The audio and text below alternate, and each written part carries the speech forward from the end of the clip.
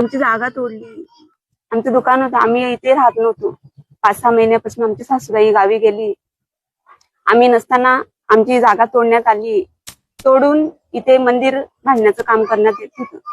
हे पप्प्या गायकवाड, पवन गुप्ता, अमित गुप्ता हे सगळे सामील त्याच्यामध्ये. त्यांना मंदिर बांधायचं इथे.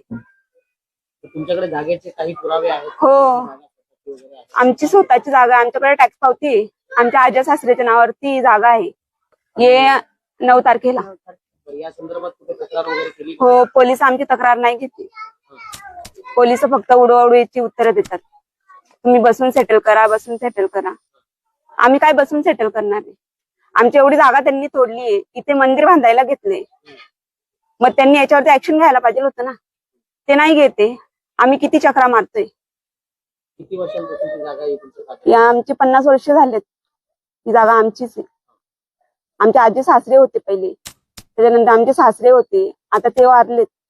आमची सासूबाई आहे, पण आता 6 महिन्यापासून ते नव्हते इथे.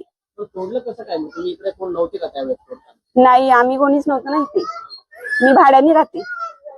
हे तोडलं तर भाड्याने राहायचं काय कारण? जागा स्वतःची असताना जागा आम्हाला पुरत नाही ना. घर छोटं आहे आमचं, आमची फॅमिली मोठी झाली, आता जागा पुरत नव्हती म्हणून मी भाड्याने गेली.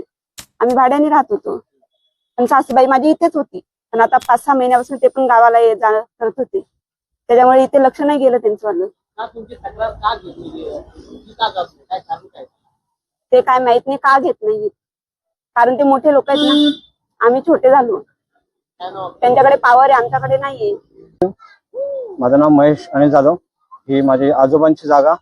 इथं आम्ही 5-6 महिन्यापासून राहत नाही. माझी मम्मी राहते, पण इथं आमची काही लोकांनी, जातीवादी लोकांनी बळजबरीने जागा बळकटण्याचा त्यांनी प्रयत्न केलेला आहे. त्यांच्यावर योग्य ती कारवाई झालीच पाहिजे. आणि पोलीस आमची काही दखल घेत नाही. मी माझी मुलगी आज 15 दिवस झाले, 2 महिन्याची पोरगी, तिला घेऊन मी आज 15 दिवसापासून मी माझी नाईट ड्युटी करून येऊन दिवसचा पोलीस स्टेशनला चक्कर मारते, पण पोलीस स्टेशन आमची काही दखल घेत नाहीये.